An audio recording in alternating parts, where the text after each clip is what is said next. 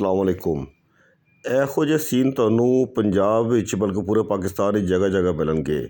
ਮਿਹਨਤਕਸ਼ ਤਬਕਾ ਮਜ਼ਦੂਰ, ਇਹ ਉਹਨਾਂ ਦੀ ਖਾਣ ਪੀਣ ਦੀ ਜਗ੍ਹਾ ਬਿਲਕੁਲ ਸਾਦਾ, ਲੇਕਿਨ ਨਾ ਕੋਈ ਸਫਾਈ ਦਾ ਹਾਲ ਅਤੇ ਨਾ ਕੋਈ ਪੁਰਸਾਨੇ ਹਾਲ। ਅਤੇ ਲੇਕਿਨ ਫਿਰ ਤੁਸੀਂ ਇੱਥੇ ਜਾਂਦੇ ਹੋ ਤਾਂ ਤੁਸੀਂ ਵੇਖਦੇ ਹੋ ਕਿ ਲੋਕ ਆਪਣੀ ਜ਼ਿੰਦਗੀ ਭਰਪੂਰ ਇੰਜੋਏ ਕਰ ਰਹੇ ਹੁੰਦੇ ਨੇ।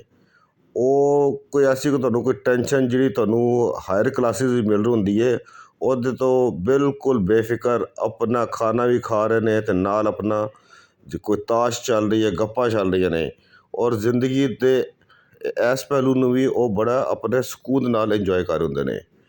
ਨਾਲ ਇੱਕ ਪਾਸੇ ਦੂਜਾ ਰੇਹੜੀ ਦੇ ਉੱਤੇ ਹੀ ਖਾਣਾ ਲੱਗਾ ਹੋਇਆ ਹੈ, ਇੱਥੇ ਸਾਰਾ ਮਜ਼ਦੂਰ ਤਬਕਾ ਆ ਕੇ ਖਾਣਾ ਖਾਂਦਾ ਹੈ।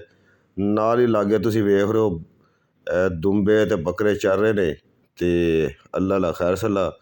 ਮਜ਼ੇ ਦੀ ਗੱਲ ਹੈਗੀ ਹੈ, ਜਿਹੜਾ ਵੱਡੇ ਵੱਡੇ ਦਾਅਵੇ ਕਰਦੇ ਨੇ ਤਰੱਕੀ ਦੇ ਅਤੇ ਪਤਾ ਨਹੀਂ ਕੀ ਡਿਵੈਲਪਮੈਂਟ ਦੇ, ਉਹਨਾਂ 'ਚੋਂ ਮੇਰਾ ਨਹੀਂ ਖਿਆਲ ਕਦੀ ਕੋਈ ਲੋਕ ਕਦੀ ਇਹੋ ਜਿਹੀ ਜਗ੍ਹਾ 'ਤੇ ਆ ਕੇ ਇੱਕ ਝਾਤੀ ਮਾਰ ਲੈਣ ਕਿ ਯਾਰ ਸਾਡੇ ਜਿਹੜੇ ਇੱਕ ਆਮ ਆਦਮੀ ਹੈ ਉਹ ਆਪਣੀ ਜ਼ਿੰਦਗੀ ਕਿਸ ਤਰ੍ਹਾਂ ਗੁਜ਼ਾਰ ਰਿਹਾ ਹੈ।